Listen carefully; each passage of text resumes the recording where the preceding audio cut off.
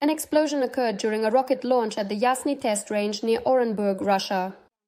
Footage shows a massive plume of purple smoke rising at the scene. Local residents report that there was a loud bang beforehand and the rocket itself exploded right in the air. According to Russian media, the Unified Duty Dispatch Service claims that evacuation is not necessary and there is no threat to the population. At the same time, judging by messages in local Telegram channels, Russians themselves do not believe this. Then why are teachers in school groups telling us to keep an eye on our children so they don't go outside? And why is an emergency ministry vehicle driving around the streets saying, "Close your windows and don't leave your homes"? Of course, they want to cover everything up so people breathe in as much as possible and then quietly bury it later. And naturally, they'll hand out $1 million each, so no one opens their mouths. According to Defense Express, it is most likely that an intercontinental ballistic missile, Sarmat, exploded in Yasny. On the grounds of this test site, there is a cosmodrome and a base for long-range ground-launched missiles. Experts note that the purple color of the smoke is characteristic of fuel based on amylheptyl, a toxic mixture used for the R-36 missile group and their modern modifications. Since 2021, the Russians have been promising to put the Sarmat missile on combat duty, but all tests have been unsuccessful. The latest failed test took place in September of last year in a silo at the Plesets Cosmodrome. At that time, as a result of the explosion, the silo and the test complex were destroyed.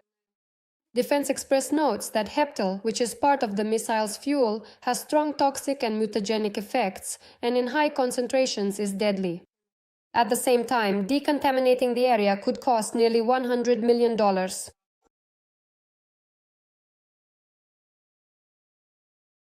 In Russia, there were complaints about drone attacks in various regions on the night of November 30th. There, an explosion. Did you see how it exploded? They're shooting over there. It exploded over there.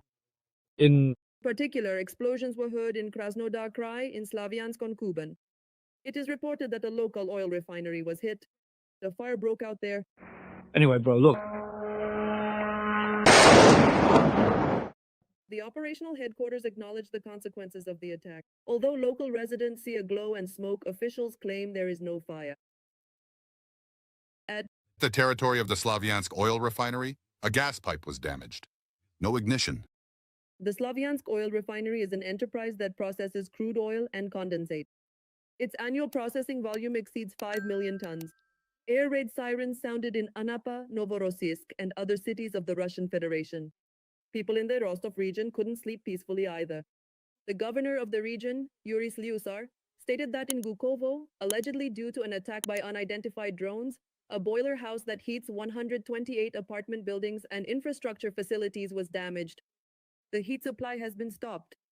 In Novoshakhtinsk, Slyusar complained about a fire covering 50 square meters at one of the industrial enterprises.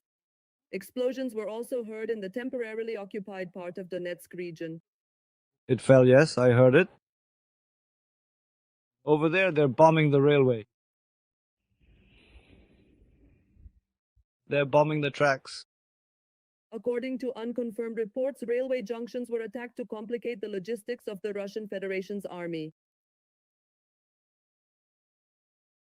Unknown drones attacked the base of the Akhmat regiment in Gudermes, Chechnya. This is being reported by Russian Telegram channels, which are also posting footage allegedly showing strikes on the positions of Kadyrov's troops. In addition, enemy public pages are reporting a massive attack on Tuapse. At least 9 drones have been recorded flying over. The airport in Sochi has also been closed under the carpet plan. Local residents have reported strikes on oil refining facilities. There are no official confirmations at this time. At the same time, the governor of the Oryol region announced an attack on an oil depot in the city of Livny. He noted that firefighting efforts are ongoing there.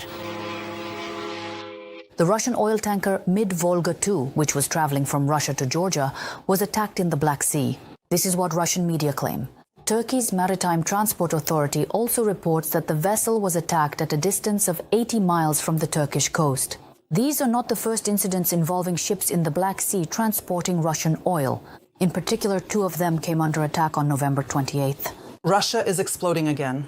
Drones attacked the city of Kaspisk in Dagestan, near the large defense enterprise Dagdizel.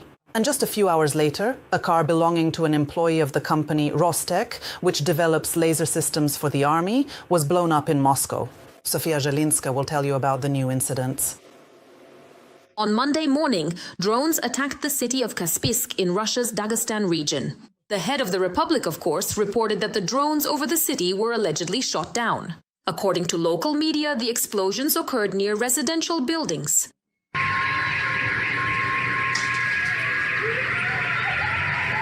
At the same time, local media report that the Dagdizel defense plant is located nearby, but the damaged building is about 3.5 kilometers away from the production facilities. Dagdizel is one of the key defense enterprises of the Russian military-industrial complex, producing naval torpedoes and other weaponry for the fleet. Meanwhile, things are also tense in the capital. That same morning, a car exploded in New Moscow. Telegram channels report that the car belonged to a doctor of physical and mathematical sciences, an employee of Andy Polius, named after Stelmach, which is part of the state holding Schwabe of the Rostec Corporation. The fire completely destroyed the car. There was no one inside.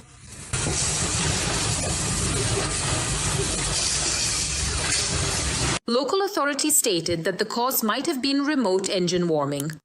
The explosion occurred in the courtyard of a residential building. Andy Polius specializes in laser technologies, quantum electronics, and systems for military equipment. Its products include laser rangefinders, target designators, and systems that are integrated into anti-aircraft missiles and self-propelled mortars. The enterprise is under EU and US sanctions for its involvement in Russian aggression.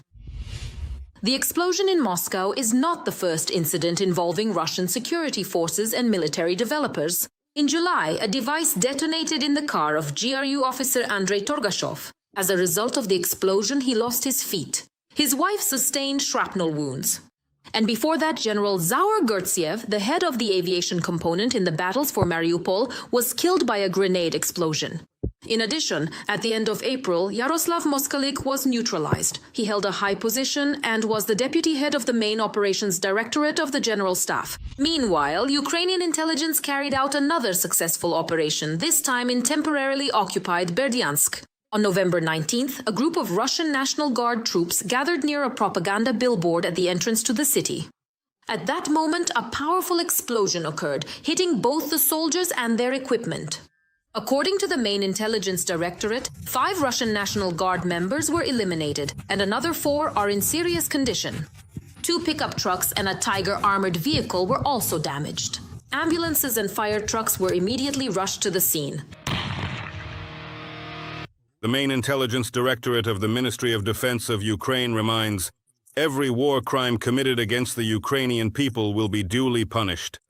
Intelligence emphasizes not a single war criminal will go unpunished. And as long as Moscow continues its aggression, strikes on military and strategic targets within Russian territory will continue. Sofia Zelinska details Intermarathon TV channel United News.